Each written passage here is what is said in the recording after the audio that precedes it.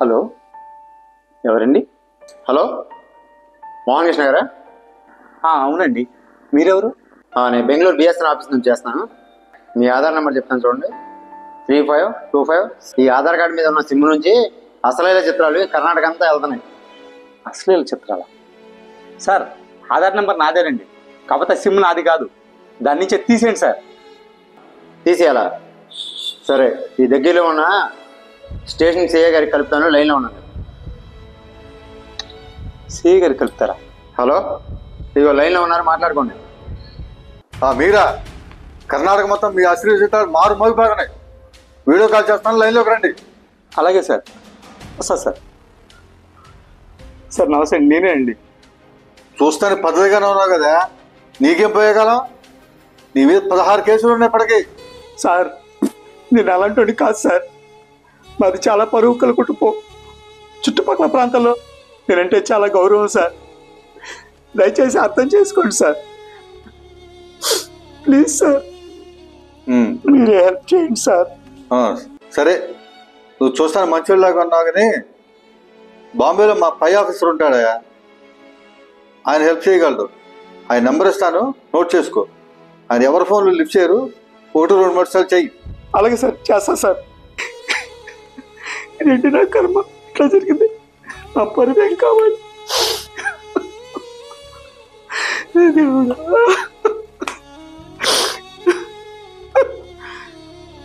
Sir. నమస్తే sir. చూడండి మోహన్ కృష్ణ, మీ గురించి మా బెంగళూరు సిఐ గారు మొత్తం చెప్పారు. మీరు చాలా మంచివారని కూడా చెప్పారు. మీ మీద 16 కేసులు ఉన్నాయి. ఇవే కాకుండా ఇండియాలో ఇంకెన్ని కేసులు ఉన్నాయో వెరిఫై చేయాలి. ఒక్క నిమిషం లైన్లో ఉండండి. మిస్టర్ ఉదయ్ కుమార్, ఒకసారి ఈ నెంబర్ మీద ఎన్ని కేసులు ఉన్నాయో చూడండి. సార్, ఇతని పేరు మీద బొంబాయిలో 30 కేసులు ఉన్నాయి సార్. ఇది కాకుండా డ్రగ్స్, తర్వాత ఉమెన్ ట్రాపింగ్, అలాగే సార్ గత నెల జరిగిన కళ్యాణ్ పకోడా కేసు ఉంది కదా సార్, అతను అవార్డు డబ్బులు 30 కోట్లు కానీ 1% కమిషన్ అతను బ్యాంక్ అకౌంట్ లో పడింది సార్. చూశారుగా మీ మీద ఎన్ని కేసులు ఉన్నాయో.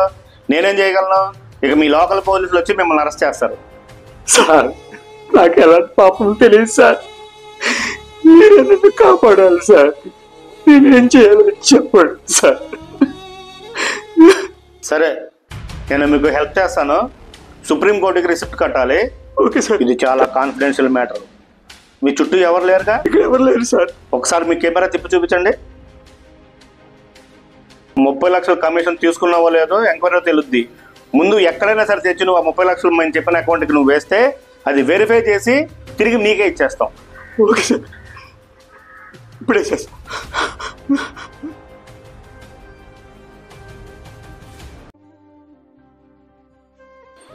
ఏంటి 4 రోజుల నుంచి చూస్తున్నావు అన్న, డల్గా ఉన్నాడు.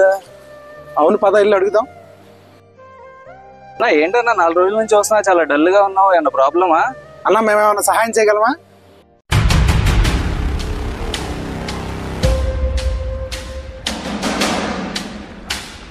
ఓరే అన్న, పిచ్చోళ్ళ ఉన్నావే, నువ్వు మోసపోయావన్నా. మన కృష్ణా డిస్ట్రిక్ట్ పోలీసు వాళ్ళు సైబర్ క్రైమ్స్ మీద ఎన్ని వీడియోలు చేస్తున్నారు. అది డిజిటల్ అరెస్ట్ మోసం కదా. నువ్వు వెంటనే 1930 ఫోన్ చేసి కంప్లైంట్ ఇవ్వు. లేదంటే మన పోలీస్ స్టేషన్లో తెలిసిన ఉన్నారు, ఆయన దగ్గరికి వెళ్ళి ఒకసారి కంప్లైంట్ రైజ్ చేస్తే నీ అమౌంట్ ఏమన్నా ఫ్రీజ్ అయ్యే అవకాశం ఉంది. తొందరగా వెళ్ళన్నా ఇమీడియట్ గా. ఓకే.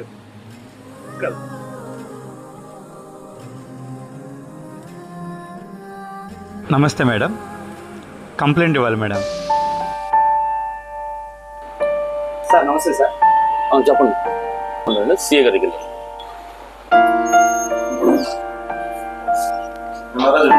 సార్, ఏం లేదు సార్, సైబర్ క్రైమ్ మాకు జరిగిందంట, కంప్లైంట్ ఇద్దామని వచ్చారు.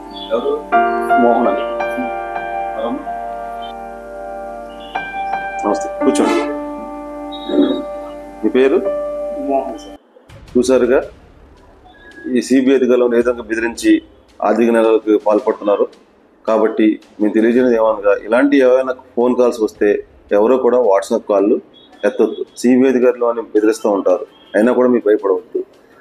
మీ ఫోన్ నెంబర్లు, మీ ఆధార్ నెంబర్ మీద ఫోన్ నెంబర్ రిజిస్టర్ అయి ఉన్నాయని, వాటి మీద అసాంఘిక మెసేజ్లు వచ్చినాయని, మీ మీద కేసులు రిజిస్టర్ అయినాయి చెప్తారు. వాటికి అన్నీ కూడా మీరేం భయపడద్దు.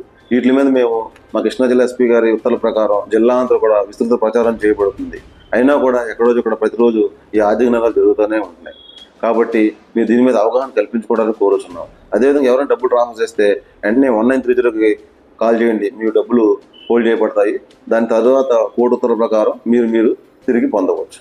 కావున మీ అంతా దీని మీద అవగాహన కలిగించుకుని ఈ ఆర్థిక నేరాలకు గురి కాకుండా ఉంటారని కోరుకుంటూ ఇట్లు మీకు ఆర్పెట్ సిఐ.